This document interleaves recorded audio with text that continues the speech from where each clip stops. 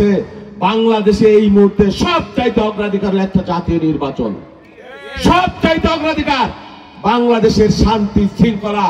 কারণ ইউনূস সরকার একটা ইতিহাসের সবচাইতে দুর্বল সরকার।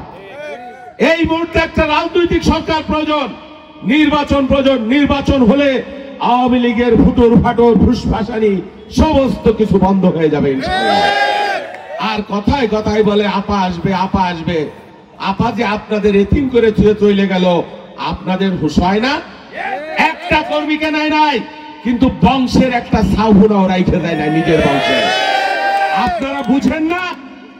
আপনারা বুঝেন না যে ওই বংশের একটা সাউনা বাংলাদেশে আছে কিনা? বাংলাদেশ থেকে হাজার হাজার কোটি টাকা লুপাট করে চলে গেছে পাগার পার হইয়া আওয়ামী লীগের এত এত নেতা কর্মীকে এতিম বানাইয়া।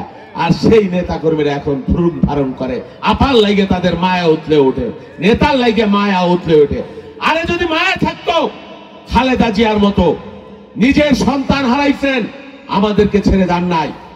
2009 সালে যায় নাই মঈনুদ্দিন ফখরুদ্দিনের সময় বিমান প্রস্তুত ছিল, রাজপ্রাসাদ প্রস্তুত ছিল।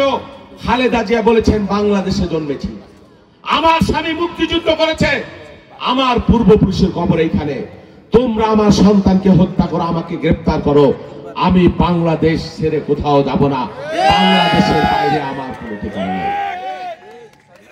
জিয়া রহমান মুক্তিযুদ্ধের সময় যখন কলকাতার তেলতলা, বাগুনতলা, বাদুরতলায় আরামায়েশে লিপ্ত আওয়ামী লীগের নেতা জিয়া রহমান মুক্তিযুদ্ধের ঘোষণা দিয়েছেন এবং রণাঙ্গনে যুদ্ধের নেতৃত্ব দিয়েছেন, জীবন বাজি রেখে পালায় যান নাই।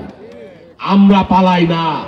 কয়দিন আগেও পালানের 3 দিন আগে হাসিনা কয়, হাসিনা পালাই না, ভেটকায় ভেটকায় কয়, 3 দিনের মধ্যেই সব পাকার পার হয়ে চলে গেছে। আমরা বলতে পারি আমরা পালাই না। 17 বছর নির্যাতিত হয়েছে রাজপথে, জেল খেটেছি, হামলার শিকার হয়েছি, বন্ধুকে হারিয়েছি, ভাইকে হারিয়েছি, সহযোদ্ধাকে হারিয়েছি, গুম হয়ে গেছে, মৃত্যু মুখে পতিত হয়েছে, কিন্তু পালাই নাই, প্রতিবাদ করেছি, চোখে চোখ রেখে কথা বলেছি। আপনারা পালায়ে গেছেন, আপনারা পালানের দল, আপনারা লুটেরার দল।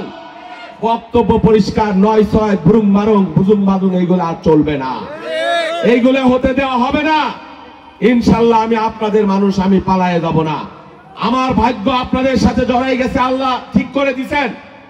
আমি আপনাদের সাথে থাকবো, আপনাদের পাশে থাকবো, আমি তো আপনাদের পাশে থাকবো, আপনাদের ছেড়ে কোনোদিন যাব না ইনশাল্লাহ। নির্বাচন হবে, বিএনপি ক্ষমতায় যাবে ইনশাল্লাহ। এই সদরপুরের মানুষের ভাগ্য পরিবর্তনের জন্য আমি আমার জীবনের সবটুকু দিয়ে, সামর্থ্যের সবটুকু দিয়ে আমি চেষ্টা করবো ইনশাল্লাহ।